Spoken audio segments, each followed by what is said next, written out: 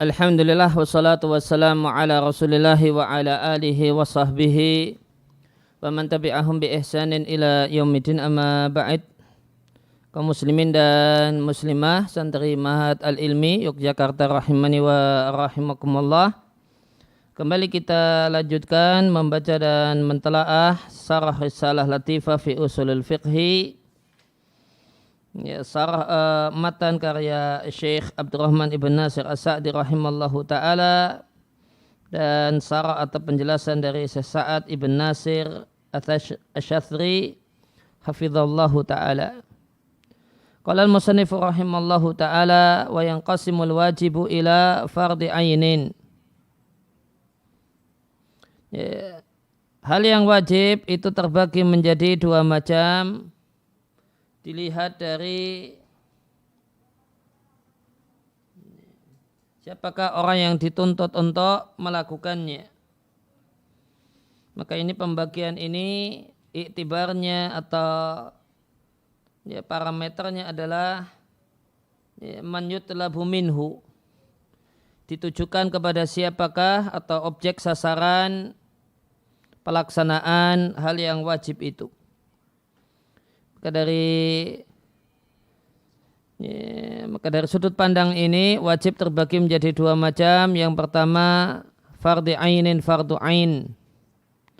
Fardhu ain itu yutlabu fi'luhu min kulli mukallafin balighin aqilin.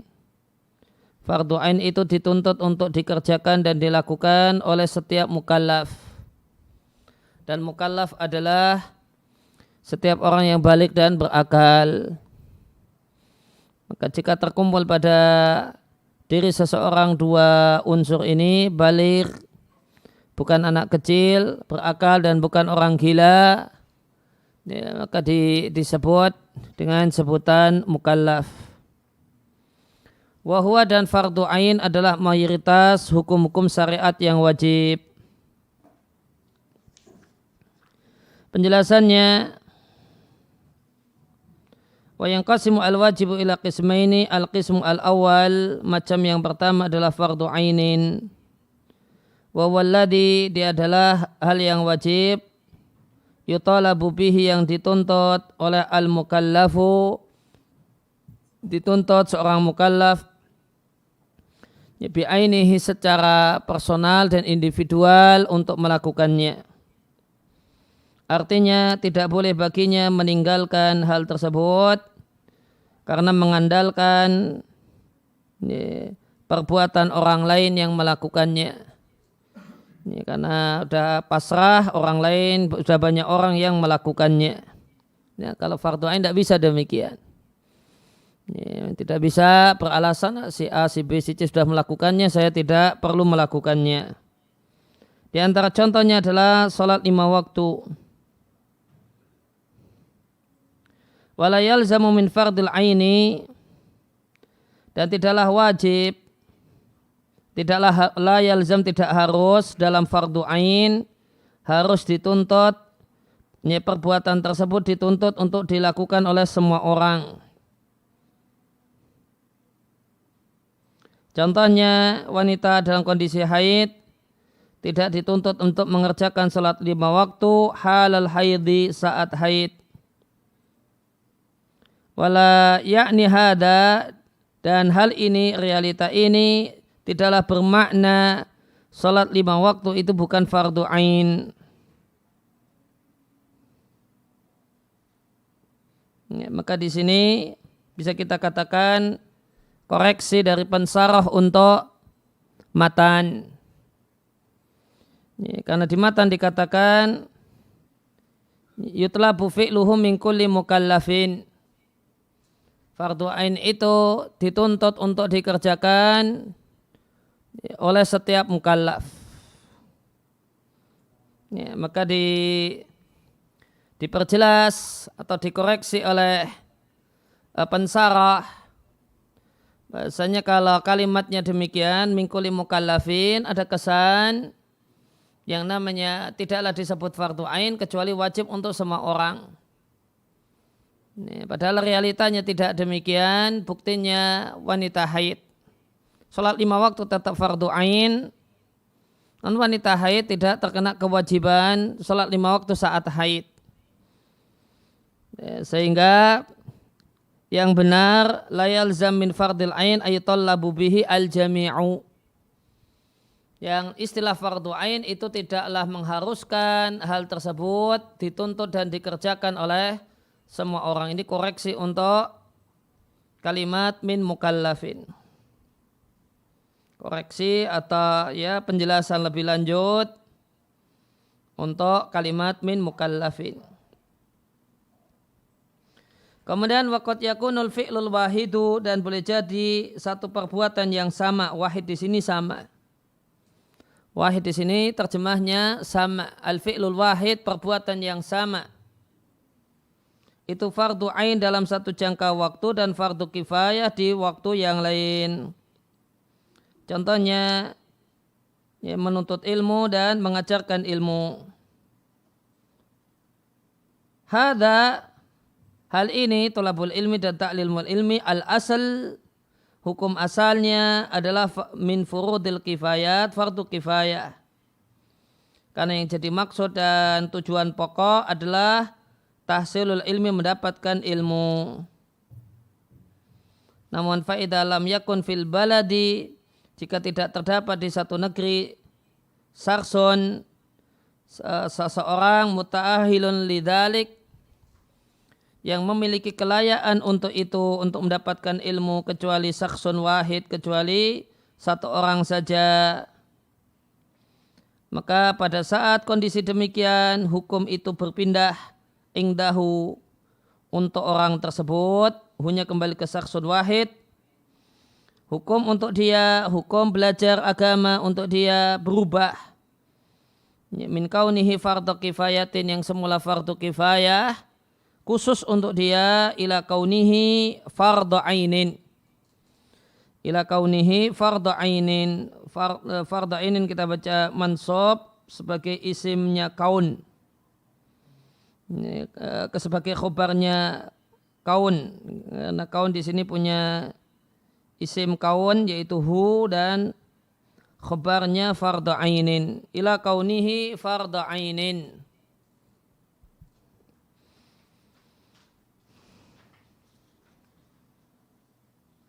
Ya, maka jika di satu negeri ya, tersebut harus ada ulama, harus ada faqih.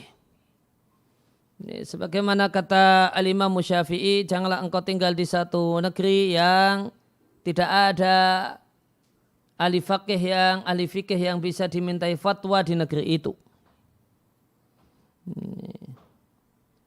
Maka minimal di satu negeri harus ada seorang faqih yang bisa menjadi tempat bertanya. Nah, ketika ada di satu negeri tidak ada orang yang punya kelayaan, kemampuan untuk belajar fikih secara mendalam dengan segala piranti pendukungnya, usul fikihnya dan yang lainnya, sehingga bisa memberikan fatwa. Ya, tidak ada yang punya kelayaan kecuali satu orang.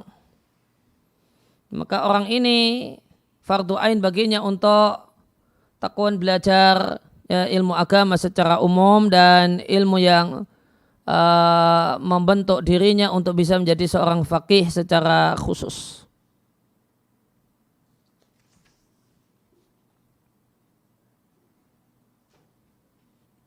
Ya, maka tadi berkenaan dengan koreksi dari pensarah bahwasanya ya, istilah fardu ain itu tidak mengharuskan satu hal tersebut ya, wajib atas setiap mukallaf. Karena realitanya ada yang fardu ain namun tidaklah wajib atas semua mukallaf dalam kondisi tertentu, semacam wanita haid. Oleh karena itu ada penjelasan menarik di sarahnya Syekh Sulaiman Ar-Ruhaili.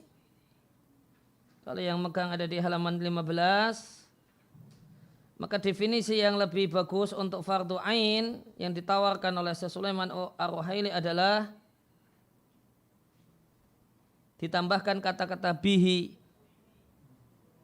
ma yutlabu fi'luhu min kulli mukallafin bihi. Jadi kalau dari definisinya di matan Risalah Latifah itu perlu tambahan huruf jar. Fardu ain yutlabu fi'luhu min kulli mukallafin bihi. Fardu ain itu adalah satu hal yang dituntut untuk dilakukan oleh siapa? Setiap orang yang terbebani kewajiban itu. Kalau ada tambahan bihi, ya, maka ya kalau dia tidak terbebani hal itu, ya tidak wajib baginya. Ya, maka kalau ada tambahan bihi beda antara min kulli mukallafin, setiap mukallaf berarti ini ada kesan harus semua orang ya, melakukan kewajiban tersebut. Namun ketika ditambahi bihi, nah ini ya, jadinya beda. Ya hanya fardu ain atas orang tertentu saja yang terbebani kewajiban itu tanpa orang yang tidak memenuhi kriteria untuk diberi kewajiban. Beliau contohkan. Syekh Sulaiman mencontohkannya supaya tahu faedah bihi, 2 huruf namun ini sangat penting. Dia contohkan sholat jamaah itu wajib fardu ain atas laki-laki. Ya, maka sholat berjamaah ya, jadi adalah wajib atau fardu ain. Apakah ini dituntut untuk dilakukan oleh setiap mukallaf? Jawabannya tidak. Li'annaha laysat matlubatan minal mar'ati wal mar'atu mukallafatun. Salat berjamaah tidaklah dituntut dari perempuan dewasa, padahal perempuan dewasa itu mukallaf. Dan tidak dituntut dilakukan oleh budak, padahal budak juga mukallaf. Ya, karena kita katakan ya, salat berjamaah itu fardu ain untuk setiap yang mukallafin bihi. Artinya kullu rajulin mukallafin bi sholatil jamaah. Maka ini hanya berlaku karena ada kata-kata bihi sehingga salat jamaah itu fardu ain atas setiap laki-laki yang memang dibebani salat berjamaah. Ada laki-laki yang tidak dibebani salat jamaah, contohnya budak tadi. Ini.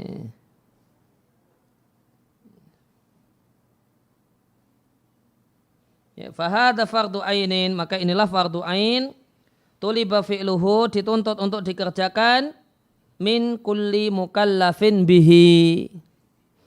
Ya, dituntut untuk dikerjakan oleh semua orang yang terbebani untuk melakukan kewajiban tersebut. Fahada, maka dengan tambahan bihi adaku, maka definisi fardu ain lebih jeli dibandingkan definisi yang dipakai oleh banyak ulama usul fikih yang hanya mengatakan alladzi yutlabu fi'luhu min kulli mukallafin. Ya, maka kalau dengan tambahan mukallafin bihi, maka ini nanti akan selaras dengan penjelasan sesaat. Maka sholat 5 waktu itu fardu ainin dalam pengertian diwajibkan atas setiap mukallafin bihi yang memang diwajibkan untuk mengerjakan sholat 5 waktu. Itulah laki-laki dewasa, kemudian perempuan dewasa yang tidak dalam kondisi haid dan nifas. Ya, kemudian halaman 48. Wa ila fardhi kifayatin, dan yang kedua ada fardu kifayah. Wawa dan fardu kifayah adalah perkara yang yutlabu husuluhu wa tahsiluhu.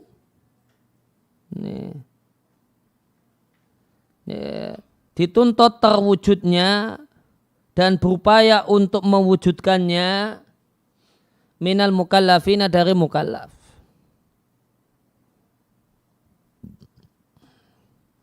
Maka husul sama tahsil, kalau tahsil itu ada niat. Ada niat, ada usaha untuk melakukan sesuatu. Kalau husul itu mendapatkan apa? Ya boleh jadi tidak sengaja. Ini tidak dituju, tidak dimaksud, ternyata dapat. Itu husul.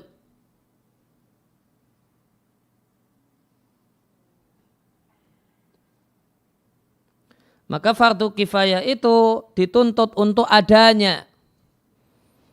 Husul adanya hal tersebut atau mengadakannya. Tentu adanya sama mengadakan berbeda.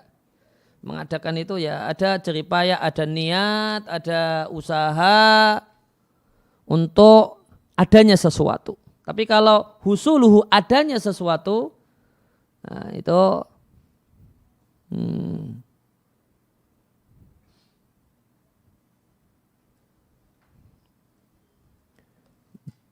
kalau itu boleh jadi tidak ada kesengajaan. Ya, semisal ya kalau menghilangkan najis itu yang dituntut adalah husul, tidak harus tahsil. Ya, kalau yang namanya najis itu yang penting hilangnya najis. Ya, bisa jadi orang itu di badannya ada najis kemudian kehujanan. Ini dia tidak punya niat untuk membersihkannya ternyata sudah bersih. Ini, maka ini husul. Ya, maka kalau hilangnya najis itu yang jadi maksud adalah husul.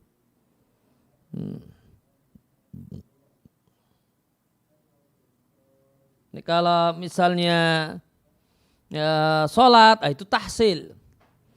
Ya, ibadah sholat itu ya diadakan.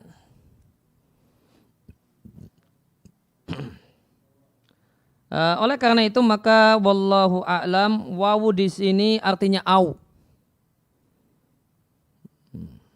Sehingga yutlabu husuluhu, dituntut untuk adanya kewajiban tersebut atau hal yang wajib itu wanya au tahsiluhu, atau dituntut untuk mengadakannya. Siapa yang dituntut untuk mengadakan? Minal mukallafina.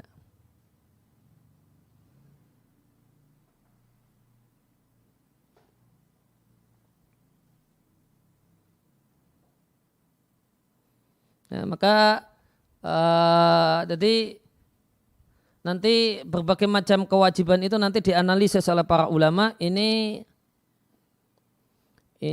yang jadi perintah itu husul ataukah tahsil. Nanti perbedaan analisis itu nanti akan menimbulkan perbedaan hukum. Ini kalau sebagian ulama menilai, oh ini yang penting husul. Nanti akan ada derivat hukum yang berbeda manakala ulama yang lain berpandangan ini harus tahsil. Contohnya misalnya laki-laki di khitan.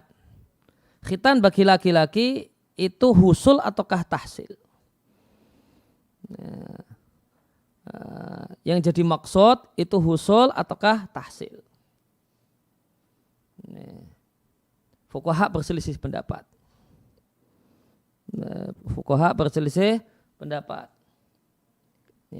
Perselisihan ini nanti akan ada buahnya, akan ada dampak khilafnya untuk kasus bayi yang lahir dalam keadaan sudah terkhitan. Bayi yang lahir dalam keadaan terkhitan.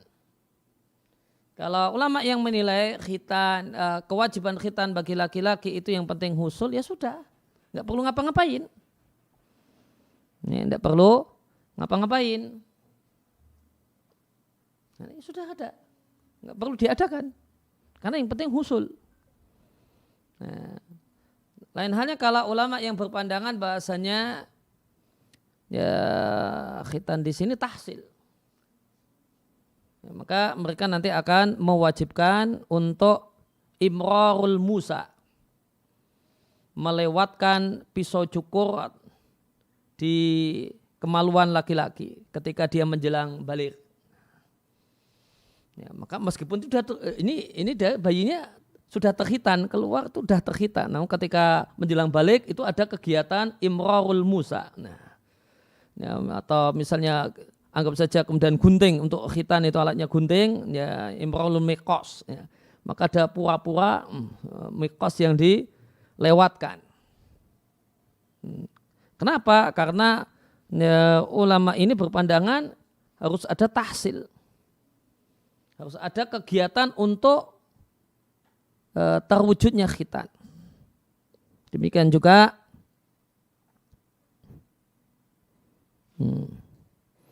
ya, misalnya ketika orang umrah ada kewajiban, ya, meskipun dalam perkara ini, kalau dalam perkara khitan, ya, yang lebih tepat adalah husul.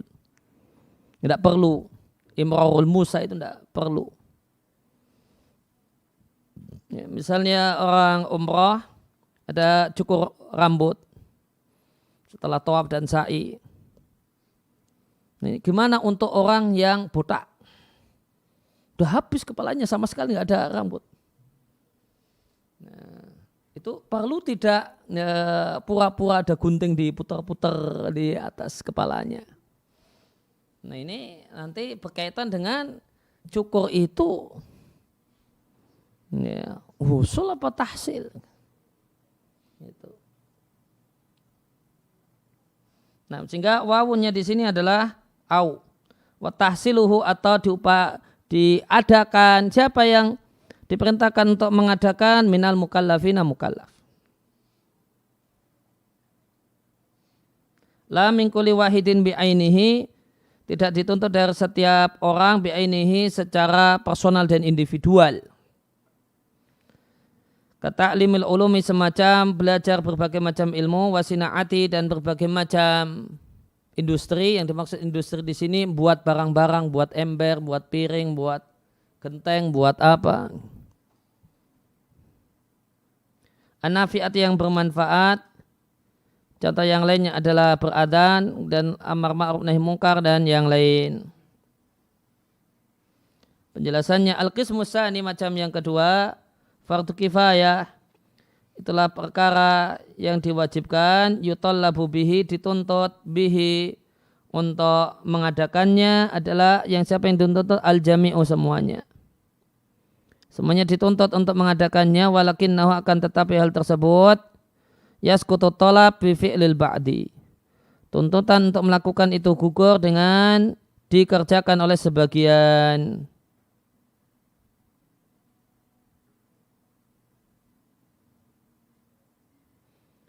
Wa yakunu al-muradu bihi, dan yang dimaksudkan dengannya adalah tahsilu maslahatin, mewujudkan maslahat. Maka jika telah terwujud maslahat, tahaqqaqa, terwujud maksud pemilik syariat, contohnya memandikan mayit. Laisa muradu syari'i, bukanlah maksud pemilik syariat ayaf'alahu al-jami', semua orang melakukan kegiatan memandikan mayit. Bal al-murad, namun yang diinginkan adalah wujudu tarsili, adanya kegiatan memandikan. Fahuna, maka di sini memandikan, kegiatan memandikan. Ini aktivitas, ada aktivitas.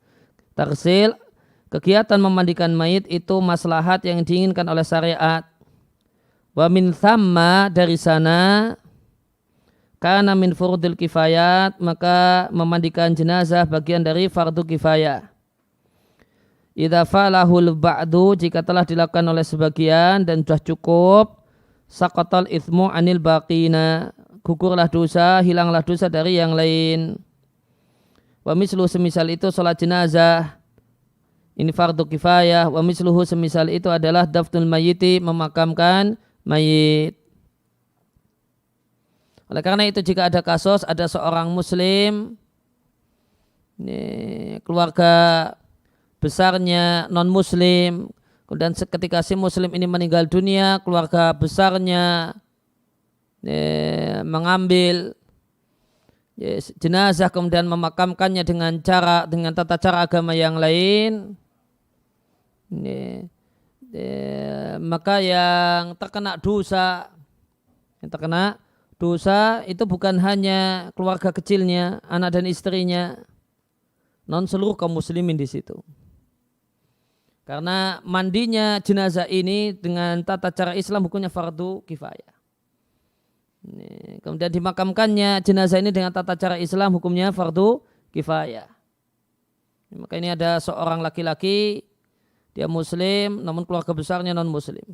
Istrinya muslimah, anak-anaknya muslim. Dan ketika si laki-laki meninggal dunia, ya, diambil sama keluarga besarnya mau dimakamkan ala agama mereka. Maka siapakah yang berdosa ketika ini terjadi? Ya, jawabannya keluarganya itu dan masyarakatnya. Masyarakat kaum muslimin yang ada di situ. Semuanya berdosa. Ya, maka siapakah yang punya kewajiban untuk menghalangi keinginan keluarga besar itu?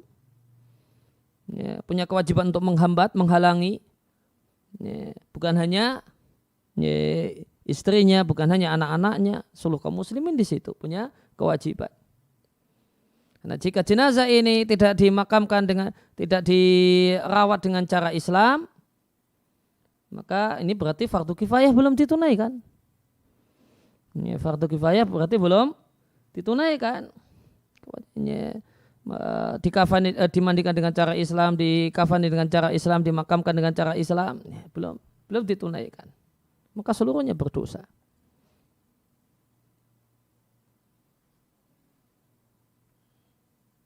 Wa hunaka ba'dul masail, dan ada sejumlah permasalahan terjadi perselisihan tentangnya, apakah fardu ain atau fardu kifayah atau bahkan yang lain.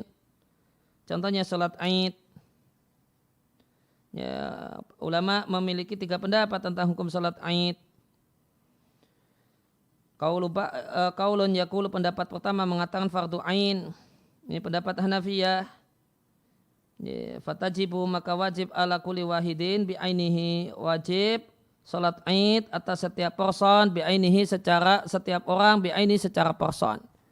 Dan pendapat ini yang dipilih oleh Syekhul Islam Ibn Taimiyah rahimallahu taala.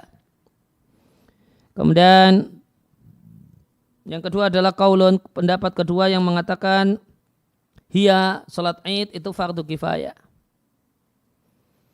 Wa qaulun, dan pendapat ketiga, qaulun yaqulu, pendapat ketiga mengatakan hiya, salat Aid itu perkara mustahabbah. Dan ini pendapat jumhurul fuqaha.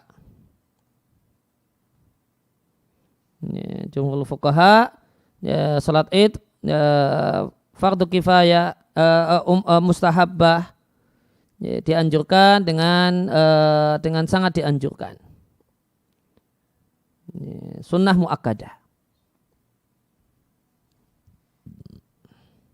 Demikian juga sholat 5 waktu dengan berjamaah itu diperselisihkan, ada 3 pendapat dalam masalah ini.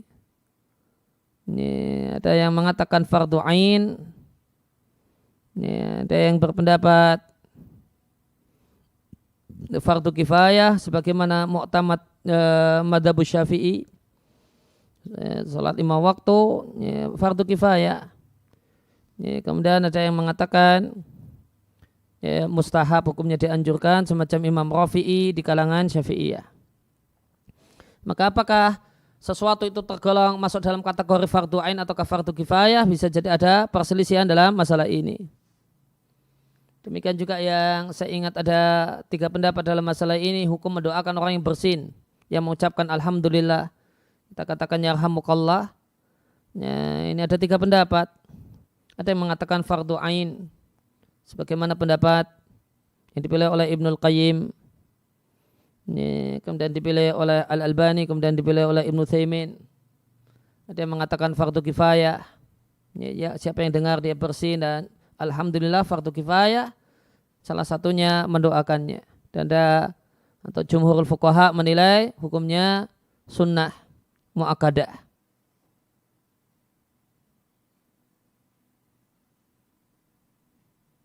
Wa kadzalika, demikian juga qad yajibul fi'lu, satu perbuatan boleh jadi wajib untuk sebagian orang duna ba'din, tanpa yang lain.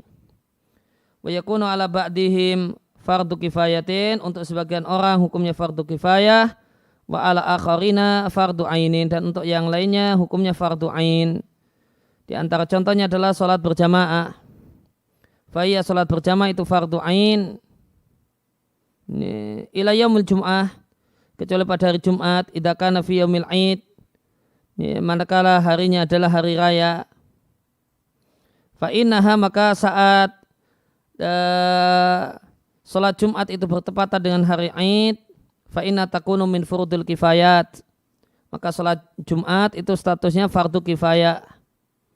Ila lil imam, kecuali untuk imam alladzi yusalli binasi, yang memimpin salat, yang mengimami banyak orang. Wa ila, demikian juga kecuali lima lam yusalli salatul Id, orang yang memilih untuk tidak salat Id.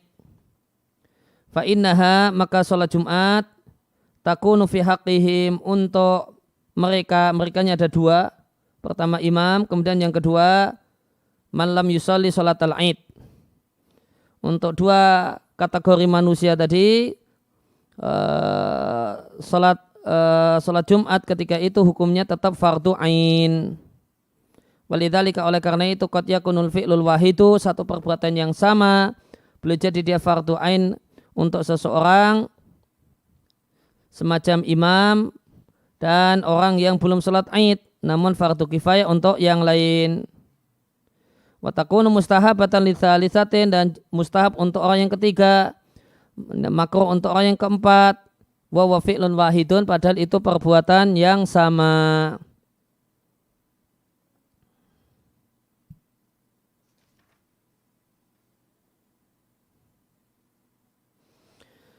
Kemudian kembali ke matan, wahadil ahkamul khamsatu, dan 5 hukum ini,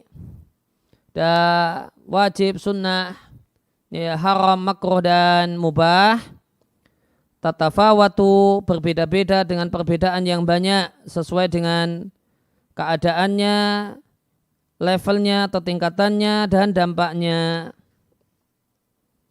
Famakana maslahatuhu, maka hal-hal yang maslahatnya itu murni maslahat, 100% maslahat, au rajihatan, atau maslahatnya lebih besar daripada madaratnya, maka pasti syariat memerintahkannya. Amron ijabin, boleh jadi perintah yang mewajibkan, au istihbabin, atau perintah yang menganjurkan atau perintah anjuran. Wa makana, dan hal-hal yang mafsadatuhu, keburukannya, kejelekannya, dampak buruknya itu khalisatan, 100% hanya berisi kejelekan, au rajihatan, atau jeleknya lebih besar, lebih berat daripada manfaatnya, naha anhu syari'u, pasti syariat melarangnya, nahya tahrimin au karahatin, boleh jadi larangan pengharaman ataukah larangan pemakruhan. Fahadal aslu, maka kaidah ini tinjauan dari sisi maslahat dan mafsadah, itu yuhitu, meliputi dan mencakup semua hal yang diperintahkan dan semua hal yang dilarang.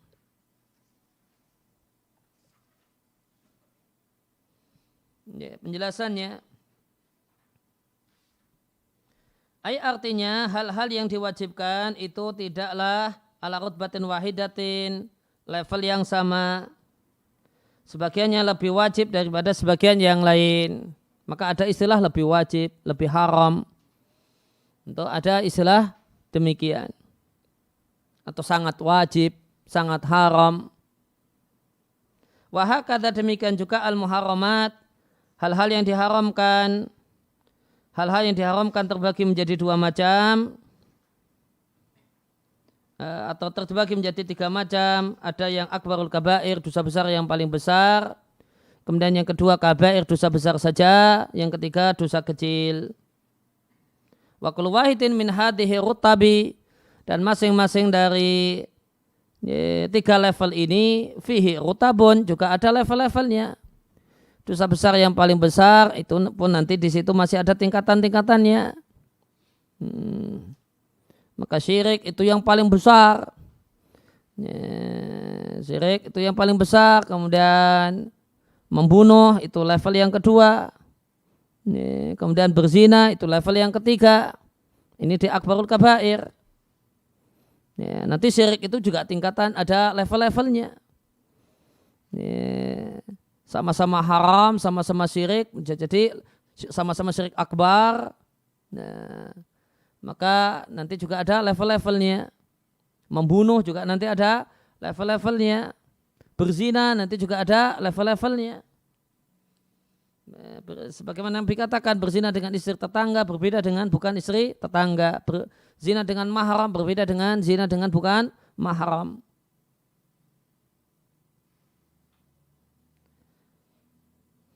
Fihi rutabun mutafawitatun, terkandung padanya level-level yang juga bertingkat-tingkat. Nah, apa yang faktor yang menentukan, parameter yang menentukan level-level tersebut? Bihasabi dzatil fi'li. Maka melihat zat perbuatannya. Maka misalnya dosa atau hal-hal yang haram itu bertingkat-tingkat, dilihat dari zat perbuatannya. Wa bihasabi natijatihi. Dan nanti dilihat dari hasilnya. Wa bihasabi atharihi, dan melihat dampaknya. Maka dilihat dari zatnya, makruh dengan haram itu bertingkat-tingkat karena zatnya. Zat dari perbuatan itu. Perbuatan yang haram itu levelnya lebih berat daripada perbuatan makruh. Nanti dampaknya.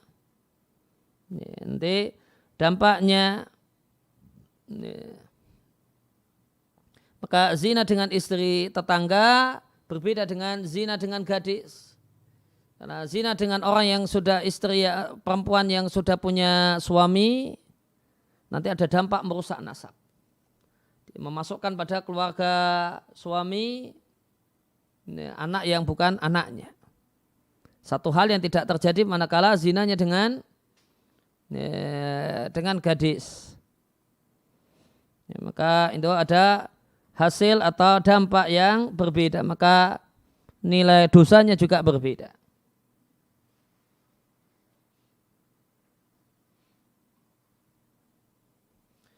Kemudian famakanat masalatu khalisatan dan seterusnya, yakni artinya jika seorang itu nadhara fi, nadhara jika disambung dengan fi artinya mentelaah. Jika seorang itu memperhatikan mentelaah hukum-hukum syariat, wajada dia jumpai annaha hanya kembali ke ahkamu syariah, bahasanya hukum-hukum syariat itu tuhaqqiqu masalihal khalqi, mewujudkan maslahat makhluk. Oleh karena itu Allah Ta'ala berfirman, wa ma arsalnaka ila rahmatan lil alamin, tidaklah kami mengutusmu kecuali rahmat untuk semesta alam, yaitu jin dan manusia.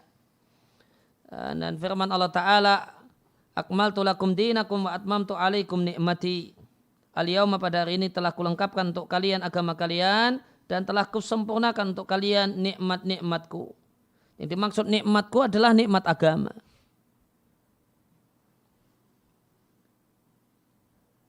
Wa manaha anhu syari', dan segala sesuatu yang dilarang oleh syariat, maka melakukannya adalah keburukan bagi hamba. Oleh karena itu Allah Ta'ala berfirman, memberikan sifat sang Nabi SAW dengan firman-Nya, ya'muruhum bil ma'rufi yanhahum 'anil munkar, memerintahkan mereka untuk melakukan hal yang ma'ruf dan melarang dari hal yang mungkar.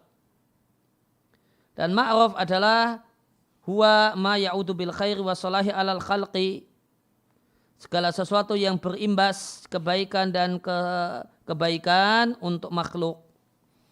Sedangkan mungkar adalah segala sesuatu yang ya'udu, yang berimbas kejelekan dan keburukan dan kerusakan pada makhluk.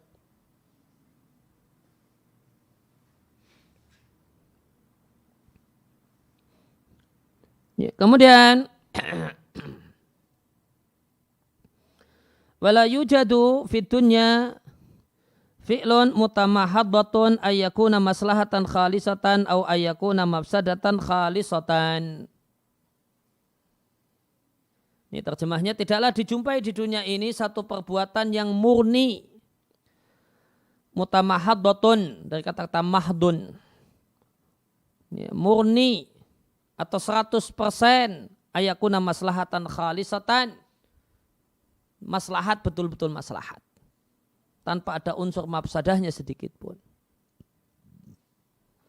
Atau sesuatu itu mafsadah kebukan khalisatan murni. Bal kullu fi'lin, bahkan setiap perbuatan, labudda fihi, tidak boleh tidak padanya min janibaini, dua unsur. Kemudian syariat iktabara, memperhatikan dan menimbang janib aspek rajih yang lebih berat, wal jihad dan sisi al-ghalibah yang lebih dominan.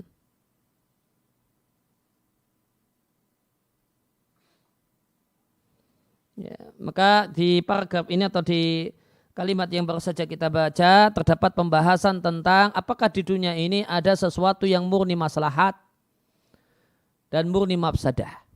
Ya, para ulama usul fikih berselisih pendapat tentang hal ini. Para ulama usul fikih berselisih pendapat tentang hal ini. Dan bisa kita katakan sebagian ulama menilai ada sesuatu yang murni maslahat. Di antaranya dicontohkan sholat 5 waktu. Dan ada sesuatu yang murni mafsadah. Dicontohkan syirik. Namun sebagian ulama tidak setuju. Sebagian ulama pendapat yang kedua mengatakan tidak ada. Tidak ada yang betul-betul murni maslahat 100% dari semua sisi maslahat semua. 100% mafsadah dari semua sisi mafsadah, tidak ada itu.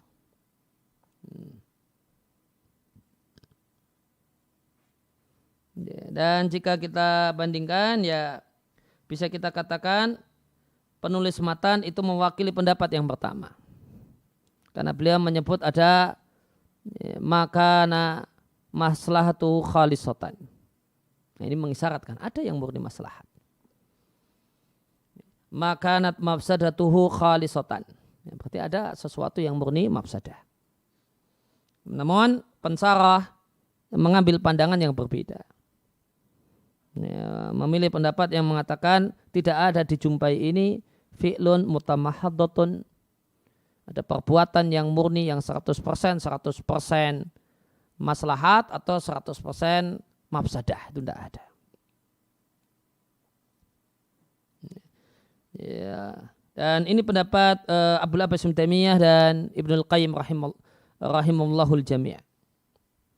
Ya, Ibn Taimiyah dan Ibnul Qayyim berpandangan tidak ada yang murni maslahat di dunia ini. Tidak ada yang murni mafsadah. Salat itu tetap ada mafsadahnya. Karena ada mafsadah dalam pengertian capek, dalam pengertian dingin, dalam pengertian ada mafsadahnya.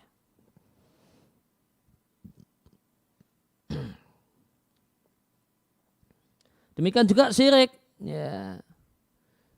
Syirik ya tidak dinilai tidak 100% mafsadah. Bagi orang musyrik bisa jadi maslahat. Karena dia mendapatkan ketenangan jiwa. Maknyes dirinya itu ya dengan melakukan itu, ritual syirik itu dia mendapatkan ketentraman, ketenangan batin. Nah, itu maslahat bagi dia.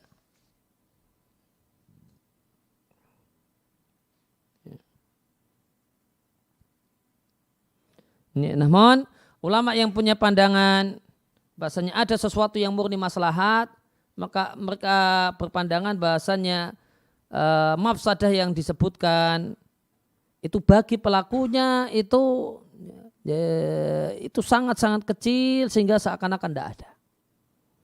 Bagi orang yang beriman, mafsadah sholat itu sangat kecil. Dibandingkan manfaat nikmatnya sholat dan manfaat dari sholat 5 waktu yang sangat besar. Ini mafsadahnya sangat kecil. Karena sangat kecil sama dengan tidak ada. Demikian juga maslahat syirik, maslahat beribadah kepada selain Allah.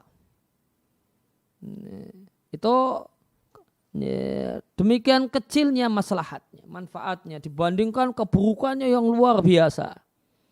Sehingga karena sangat kecil mendekati nol, ya, sama dengan tidak ada. Kita kembali ke buku.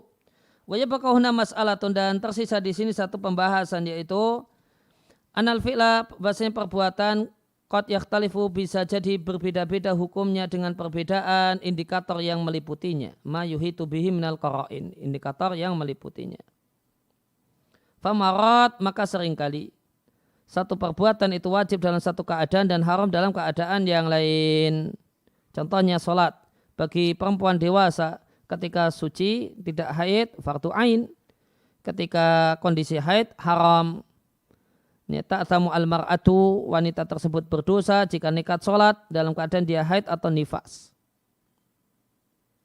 Walidzalika, oleh karena itulah yasiu tidak sah an-nahkuma ala tasawwur dhihni lil af'ali. Tidaklah sah kita memberikan penilaian dengan persepsi pikiran untuk perbuatan.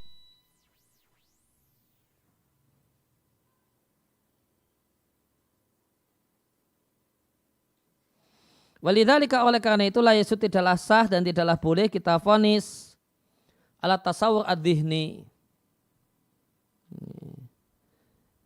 persepsi pikiran untuk perbuatan.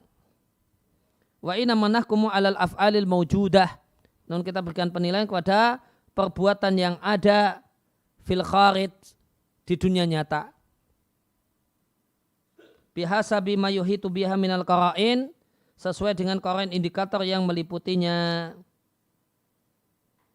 Wala budda, dan tidak ayulah hadha, harus diperhatikan bahasanya hukum syariat itulah takunu, tidaklah ada illa alal af'ali, kecuali tertuju pada perbuatan, yaitu bukan benda. Amad dzawatu, adapun benda, maka tidak ada hukumnya. Contohnya, seandainya kita ditanyai apa hukum tiang, maka jawabannya tiang itu benda, la yuhkamu alaihi, tidak ada hukumnya. Wa innamal hukmu lil af'ali, karena hukum itu tertuju untuk perbuatan.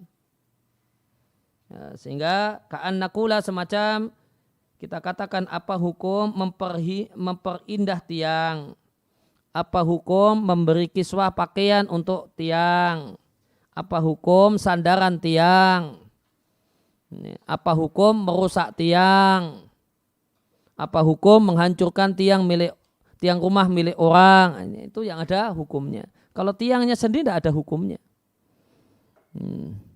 Kalau tiangnya sendiri tidak ada hukumnya. Dan ini maka misalnya apa hukum martabak? Jawabnya tidak ada hukum, tidak ada hukumnya martabak itu. Karena martabak benda. Kalau benda itu tidak dapat hukum. Hukum itu pada perbuatan. Itu satu hal yang patut diperhatikan. Sehingga tidak ada hukum martabak, adanya hukum makan martabak. Ya, kalau makan martabak ada. Ya, hukum makan martabak ada. Hukum bikin martabak ada. Hukum membuang martabak ada. Hukum melempar martabak ada. Kalau hukum martabak tidak ada. Hukum martabak tidak ada. Hukum bola tidak ada bola. Apa hukum bola? Tidak ada hukumnya. Ada hukumnya hukum mencuri bola. Hukum melempar orang pakai bola. Hukum melempar kucing dengan bola. Nah, itu ada hukumnya. Hukum beli bola. Hukum jual bola. Karena itu perbuatan.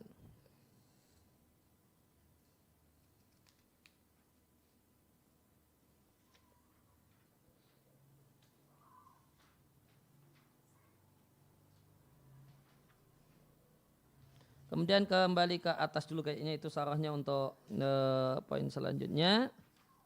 Ya, atau sebelumnya tadi kita komentari untuk ada 2 poin tambahan yang disampaikan oleh pensarah. Tadi yang pertama yang namanya hukum itu pada perbuatan. Yang dimaksud dengan perbuatan adalah perbuatan real fil kharid di dunia nyata. Ini kebalikan dari kharid di sini tadi yang ada di benak atau di pikiran yang beliau sebut dengan tasawur dhihni. Jadi hukum itu untuk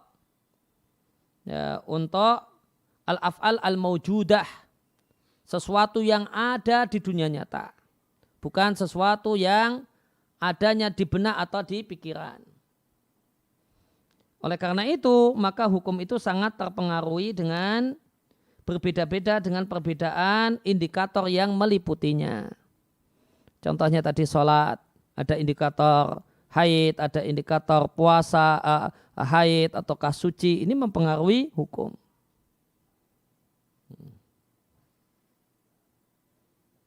Artinya ada ulama yang mengatakan sholat 5 waktu itu kewajiban setiap orang. Kewajiban setiap mukallaf, sholat 5 waktu. Kalimat ini penilaian berdasarkan tasawur dhihni yang ada di pikiran. Bayangan tentang sholat 5 waktu yang ada di pikiran. Sehingga ada hukum general sholat 5 waktu itu wajib atas setiap mukallaf. Itu menghukumi yang ada di pikiran. Ya, di pikiran itu ada, jadi ada namanya wujud dhihni. Wujud yang hanya ada di benak. Nah, wujud yang ada di benak itu bisa dipastikan tidak ada di dunia nyata. Wujud yang ada di benak itu tidak ada di dunia nyata. Karena dia bersifat imajiner, wujud yang imajiner. Nah, sholatnya semua orang, ini laki-laki sholat, perempuan sholat, macam-macam itu ada jika indikatornya dibuang semua, jika indikator yang meliputinya dibuang, laki-lakinya dibuang, perempuannya dibuang, itu nanti ada sholat. Yang sholat itu adalah wujud imajiner yang ada di pikiran. Ini ketika indikator-indikator itu yang meliputi itu disingkirkan, maka nanti ada wujud imajiner. Nah, hukum fikih, hukum syariat itu tidak menghukumi ini. Tidak menghukumi ini, namun dia adalah menghukumi sesuatu yang fil kharid ada di dunia nyata.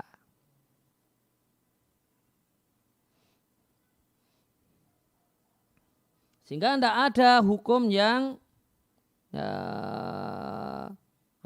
baku, mati, harga mati, tidak ada. Karena nanti mempertimbangkan indikator-indikator yang ada di dunia nyata tadi. Indikator di dunia nyata, apakah semua orang wajib sholat 5 waktu? Jawabannya tidak. Kalau itu orang, apakah setiap nanti ada orang gila, ya tidak wajib. Karena kalau orang, kalau kemudian dipersempit, apakah wajib atas setiap mukallaf? Oh, ternyata juga tidak.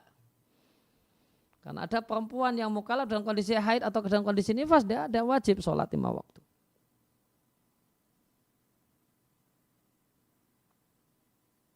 Ya, kemudian tambahan faedah yang disampaikan oleh pensarah, hukum itu melekat pada perbuatan dan tidak pada benda. Kalau benda itu tidak ada hukumnya, namun aktivitas berkenaan dengan benda itu yang ada hukumnya.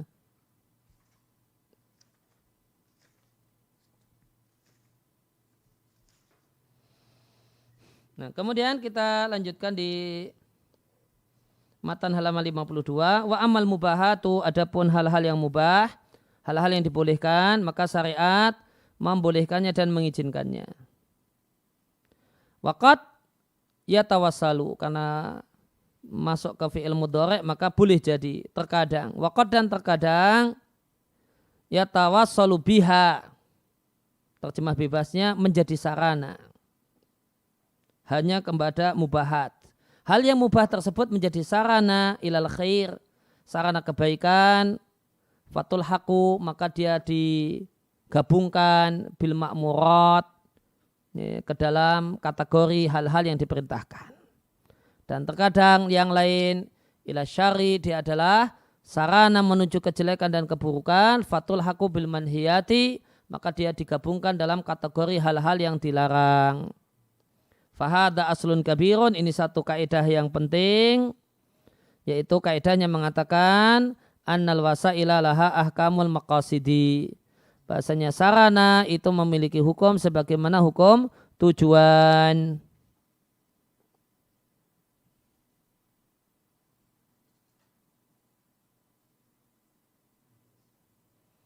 Nah, penjelasannya di halaman 52. Wa idza kana al-fi'lu, jika satu perbuatan itu sarana untuk perkara yang lainnya, fa innahu, maka perbuatan tersebut yakhtalifu hukmuhu, hukumnya berbeda-beda, bi'tibari, dengan melihat mahwa wasilatun ilaihi. Wasilatun ilaihi itu sama dengan tujuan. Wasilatun ilaihi itu tujuan. Maka perbuatan tersebut hukumnya berbeda-beda bi'tibar dengan pertimbangan mahwa wasilatun ilaihi, tujuannya. Dan ini sarana untuk tujuan apa? Beda-beda. Misalnya dzalika, contohnya an-naum, tidur. Idza qusidat bihi, jika dimaksudkan dengan tidur itu ayakuna wasilatan, menjadi sarana. Tujuannya apa? Ya, tidurnya sarana. Tujuannya apa? Litaqawi ala taatillahi, untuk kuat melakukan ketaatan kepada Allah. Ya, susunan huruf seperti itu bisa kadang bacanya takwa. Tak, kof, wawu, ya. Nah, itu bisa dibaca takwa. Namun terkadang seperti di kalimat ini bukan takwa bacanya. Bukan litakwa, bukan. Namun litaqawi, supaya kuat ala ta'atillah, untuk melakukan aktivitas-aktivitas ketaatan. Inqalaba hukmuhu, maka hukum tidur inqalaba berubah. Minal ibahati, dari mubah, ilan nadbi, menjadi anjuran. Waqad yakunu yantaqilu ilal wujubi, dan boleh jadi tidur tadi yang takkili berubah ilal wujubi, menjadi hukum wajib. Wal aklu kadzalik, makan juga demikian. Ya, hukum asalnya mubah, bisa dianjurkan dan bisa wajib. Tergantung dia menjadi sarana untuk tujuan apa. Walidzalika, oleh karena itu kewajiban seorang muslim menghadirkan niat ketika melakukan hal-hal yang mubah. Fayanwi, maka dia berniat bahasanya hal mubah tersebut sarana untuk ketaatan. Fayu'jaru 'alaiha, sehingga dia diberi pahala. Wa yuthabu, dan diberi pahala. Wa indama ya'kul, dan pada saat dia makan, yanwi, dia berniat bi'aklihi, dengan makannya, ayakuna wasilatan, jadi sarana litaqawi ala ta'atillah, untuk kuat melakukan taatan kepada Allah. Ya. Wal isti'anah, dan minta tolong atau jadi sarana pembantu ala fi'lil wajibat, untuk melakukan hal-hal yang wajib, wal mandubat, dan hal-hal yang dianjurkan. Fayakunu muthaban ma'juran, sehingga dia diberi pahala dan pahala ala kulli habatin, setiap butir nasi ya'kuluha, yang dia makan. Dan jika seorang itu berniat taqawi, untuk kuat dengan tidurnya, kuat untuk melakukan aktivitas ketaatan, fa innahu yakunu muthaban, maka dia diberi pahala, ma'juran, diberi pahala karena tidur yang dia lakukan.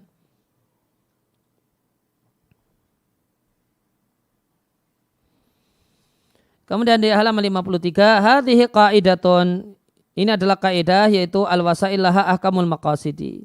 Sarana itu memiliki hukum sebagaimana hukum tujuan.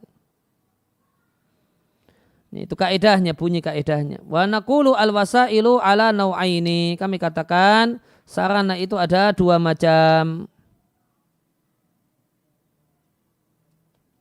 Yang pertama, wasailu laha hukmun asliyun. Sarana-sarana yang memiliki hukum asli atau hukum spesifik dalam syariat. Nah, kalau sarana tersebut punya hukum khusus dalam syariat, fahina idin pada saat itu ta'khudu hukmaha, berlaku hukumnya, berlaku hukum syariat itu. Wala nahkumu 'alaiha bihukmil maqsadi. Kita tidaklah memberikan penilaian terhadap sarana tersebut dengan hukum tujuannya. Misalnya dalika contohnya. Lau qala qail, seandainya ada orang yang mengatakan at-takasubu lil mali, bekerja untuk mencari harta itu mubahun, hukumnya mubah. Dan riba adalah sarana untuk iktisab, mendapatkan harta. Kesimpulannya riba hukumnya mubah. Naqulu, kami komentari, hadalah yasihu, ini tidak benar. Li'annaha hadhil wasilata, karena sarana ini yaitu riba memiliki hukum khusus dalam syariat. Wabitali, pada gilirannya la nutabbiqu 'alaiha, kita tidaklah menerapkan padanya hadhil qaidata, kaidah ini. Li'anna hadhil qaidata, karena kaidah ini adalah untuk sarana yang tidak memiliki hukum fi dzatiha secara khusus.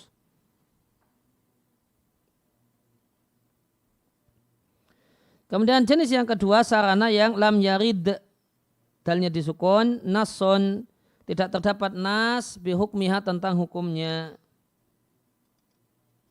Fa'innahu yang qalibu, maka berubah hukumnya bi'tibar, dengan melihat matu'ati ilaihi, tujuannya. Terjemah bebasnya matu'ati ilaihi, tujuannya. Kalau mau detail, matu'ati ilaihi, sesuatu yang wasilah itu mengantarkan kepadanya. Dan kalau mau dipecah, sesuatu yang wasilah itu mengantarkan padanya, berarti apa? Sesuatunya tujuan gitu. Matu'ati ilaihi, tujuannya, dengan melihat tujuannya.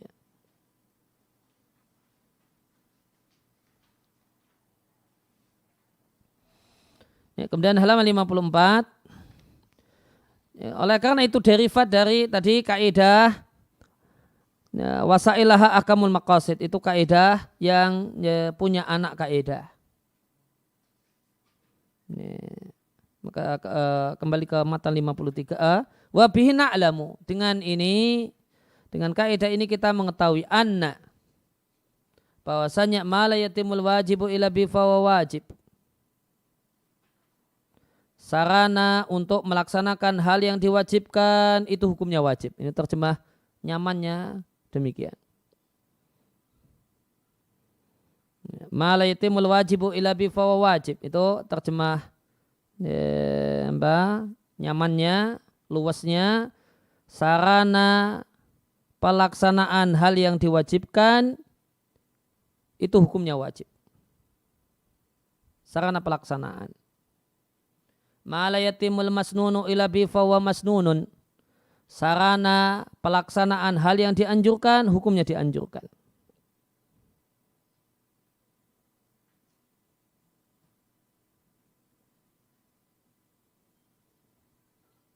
Kemudian kaidah yang ketiga, ma yatawaqqafu al haramu alaihi fa huwa haramun, sarana terlaksananya hal yang haram hukumnya haram. Dan kaidah yang keempat, wasailul makruhi makruhatun, sarana untuk terwujudnya hal yang makruh hukumnya makruh.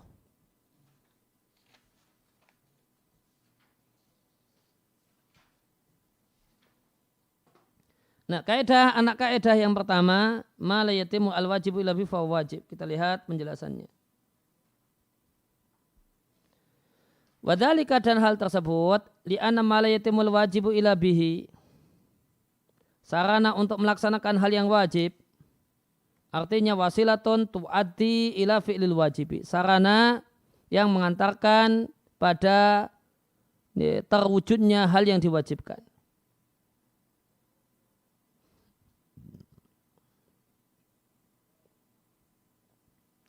Nah, maka untuk kaidah ini ada syaratnya. Wa istaratu, dan disyaratkan fiha padanya, ayakuna al-wujubu, hukum wajib itu qad taqarrara qabla dzalika. Sudah terpatri sebelum pelaksanaan. Sudah berlaku sebelum pelaksanaan. Misaluha, ada contohnya. Az-zakatu wajibatun. Ya, zakat itu sudah wajib. Maka adanya hukum wajib bayar zakat sudah melekat pada seseorang. Setelah itu wala tatamakkanu, maka namun dia tidak memiliki kemampuan untuk melakukan pembayaran zakat kecuali dengan pergi ke bank dan ngambil uang di bank, kemudian mengirimkan uang tersebut kepada fakir miskin. Maka semua perbuatan ini hukumnya wajib. Pergi ke bank hukumnya wajib, ngambil duit di bank hukumnya wajib, dan ngirim atau transfer duit ke orang fakir atau menyerahkannya kepada orang fakir hukumnya juga wajib. Kenapa? Li'anna la yatimu al-wajibu illa bihi. Karena pelaksanaan kewajiban bayar zakat tidak akan terpenuhi kecuali dengan perbuatan tadi, pergi ke bank, ngambil duit di bank, kemudian menyerahkan duit kepada yang berhak menerimanya. Walakin man kana fakiran, namun siapa yang fakir, maka tidaklah kami katakan padanya wajib bagi Anda untuk mendapatkan harta supaya Anda memiliki nisab. Supaya tajibu alaika zakatu, zakat itu wajib Anda laksanakan.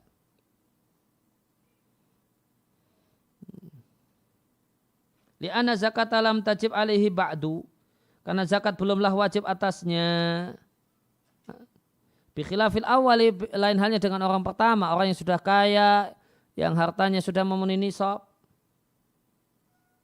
Wa kadzalika, demikian juga yustaratu, disyaratkan fi hadza, untuk kaidah ini, ayakunal fi'lu maqduran alaihi minal mukallafi. Bahasanya perbuatan tersebut mampu dilakukan oleh mukallaf. Walau qala qail, seandainya ada orang yang mengatakan salat Jumat itu wajib, wala tatahaqaq, dan tidaklah terwujud salat Jumat illa kecuali dengan berjamaah, maka wajib menghadirkan orang yang bisa disebut jamaah. Ya, kalau pakai mazhab Syafi'i dan mazhab Hambali 40 orang, maka wajib menghadirkan 40 orang. Maka nyeret-nyeret orang supaya sampai genap 40 hukumnya wajib. Apakah wajib? Maka kami katakan la yajibu dzalik. Menghadirkan orang dengan jumlah tertentu itu tidak wajib. Oh, ini di masjid baru ada 35, cari dulu. Ini disyarat sini biar 40. Ya, nyeret orang ini hukumnya tidak wajib. Kenapa? Li'anna hadza laisa fi qudratil mukallafi. Karena itu di luar kemampuan si mukallaf. Li'annahu min fi'lil ghairihi. Karena itu perbuatan orang lain. Ya, maka mala yatimul wajibu illa bi, wajib, kata pensarah ada dua syaratnya. Ya, yang pertama, saya balik dari yang kedua, ya, dari urutan pensarah. Yang pertama adalah itu mampu dilakukan oleh si mukallaf. Maka sesuatu yang di luar kemampuan mukallaf, ya, maka tidak masuk kaidah ini. Salat duhur itu wajib kalau matahari geser ke barat. Dan mengupayakan supaya matahari geser ke barat itu di luar kemampuan seseorang. Maka ya, tidak berlaku kaidah ini dalam kasus ini. Karena itu di luar kemampuan mukallaf. Kemudian yang kedua, ayakuna al-wujub qad taqarrara qabla dzalik. Hukum wajib itu sudah melekat pada seseorang sebelum itu.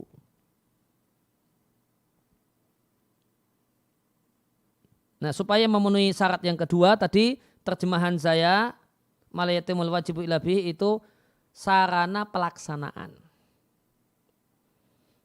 Ya, tambahan kata pelaksanaan itu untuk memenuhi syarat yang kedua. Ini sekedar sarana pelaksanaan. Artinya wajibnya itu sudah. Sarana pelaksanaan wajib. Artinya wajibnya itu sudah. Kemudian ini di dataran real praktek. Dataran real praktek itu perlu sarana-sarana. Nah, sarana-sarana itu hukumnya wajib.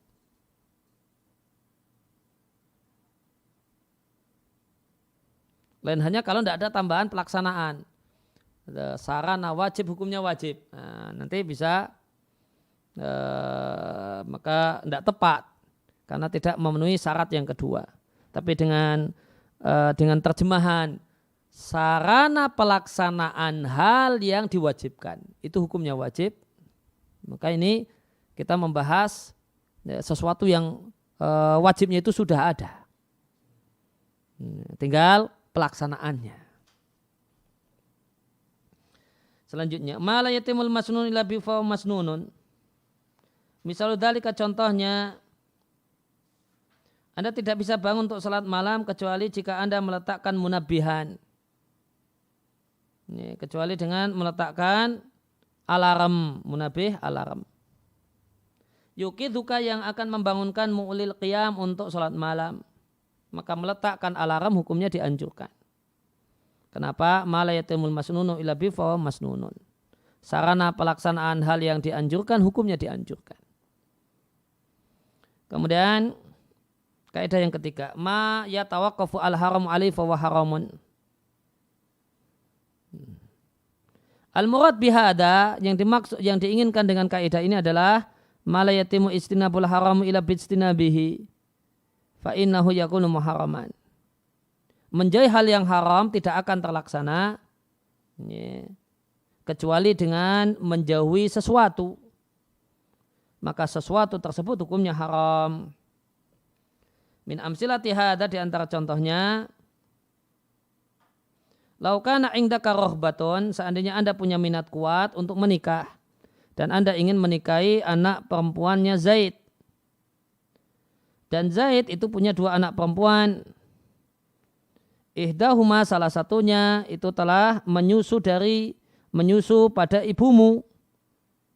Sedangkan anak perempuan yang kedua lam tarda min ummika, tidak menyusu pada ibumu. Lakinnakum jahiltum man hiya radi'atu. Namun Anda dan ibumu enggak ingat secara pasti man hiya radi'atu. Siapa di antara 2 perempuan ini yang dulu menyusu? Anda tidak tahu, ibumu juga tidak tahu. Yang jelas salah satu dari 2 anak perempuan itu. Salah satunya yakin. Takyinnya si A atau ke si B? Tidak yakin. Fahina idan maka pada saat itu la tahaqqaq tidak akan terwujud menjauhi hal yang haram, yaitu menikah dengan saudari persusuan kecuali dengan menjauhi wanita yang lainnya. Dan wanita yang lainnya itu sebenarnya ajnabiyah, bukan mahram. Maka tidak bisa terhindar dari menghindari nikah dengan mahram kecuali dengan tidak menikah dengan ajnabiyah dalam hal ini. Karena saudara persusuan mahram. Yang tidak saudara persusuan ajnabiyah. Nah, menjauhi menikahi mahram tidak terwujud kecuali dengan menjauhi dalam hal ini, dalam kasus ini, kecuali dengan juga menjauhi wanita ajnabiyah. Fayakunu maka jadilah zawajuka bi ayyi wahidatin minhuma muharrama.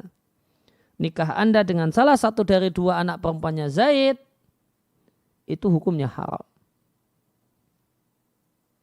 Kemudian sarana makruh itu hukumnya makruh, wa hakadha aidan, demikian juga berkenaan dengan sarana makruh hukumnya makruh.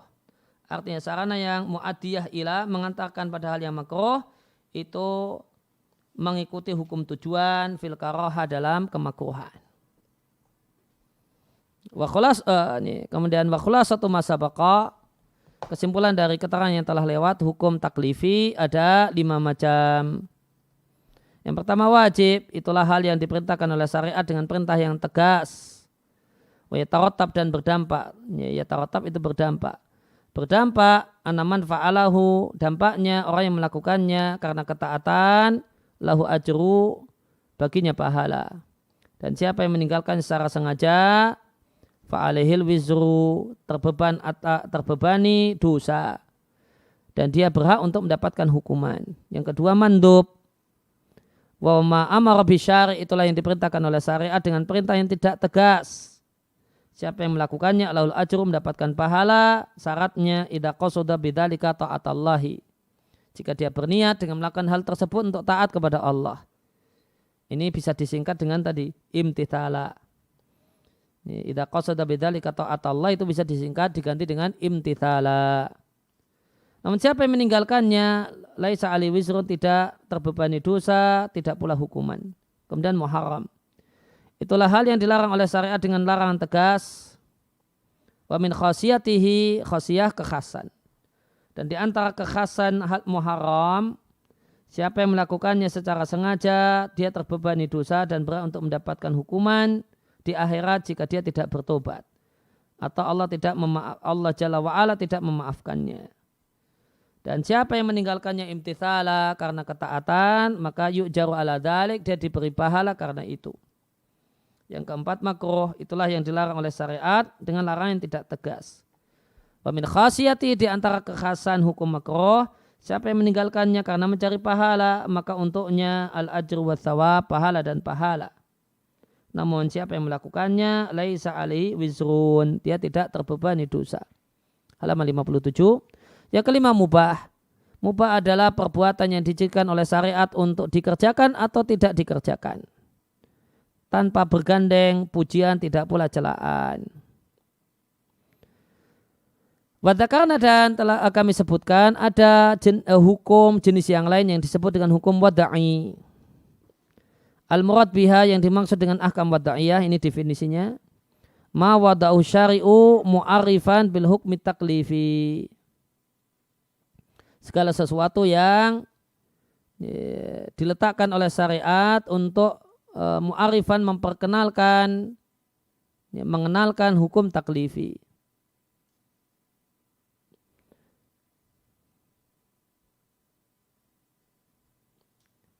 Nah, perlu diketahui kata-kata hukmun wada'i, nah, itu ada istilah usul fikih dan ada bahasa umum.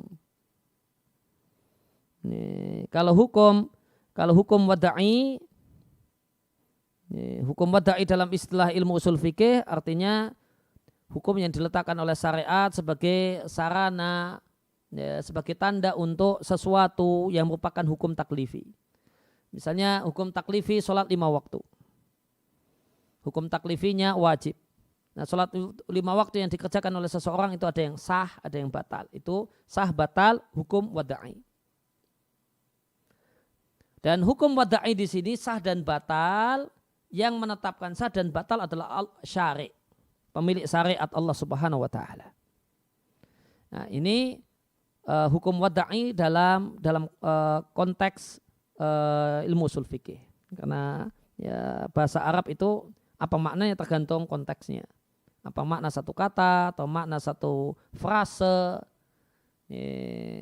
satu tarkib, itu tergantung konteksnya. Kemudian ada hukum wada'i dalam bahasa umum. Kalau hukum wada'i dalam bahasa umum itu undang-undang buatan manusia, itu disebut hukmun wada'i. Pencuri di penjara itu hukum wada'i. Nah, di sini namanya sama. Namanya sama. Ini hukum wada'i, ini hukum wada'i. Sah batalnya sholat. Nah, ini hukum wada'i. Ini kemudian hukum pezina ini masuk penjara misalnya. Membunuh itu nanti penjara 5 tahun misalnya.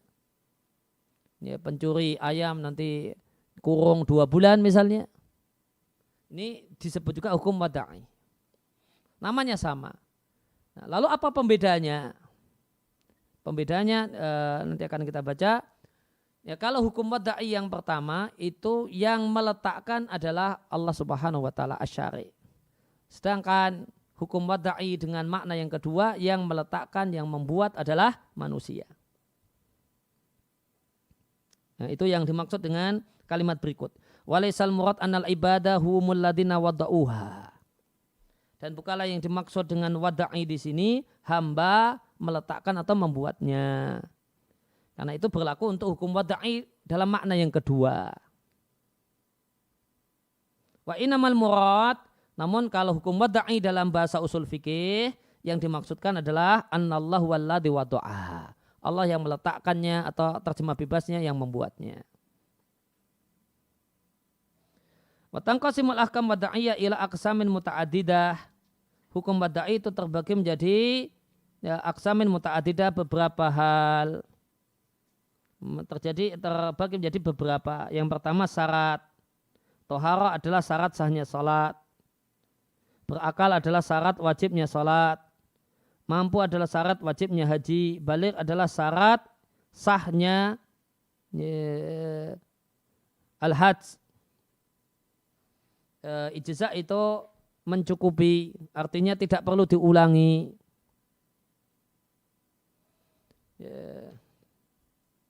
Seandainya ada anak kecil yang belum balik kemudian menunaikan ibadah haji, itu sah dalam artian berpahala, pahala mustahab.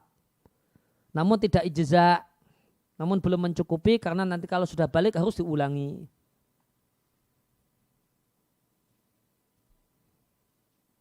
Kalau sudah balik harus diulangi. Maka balik itu syarat ijza, mencukupi.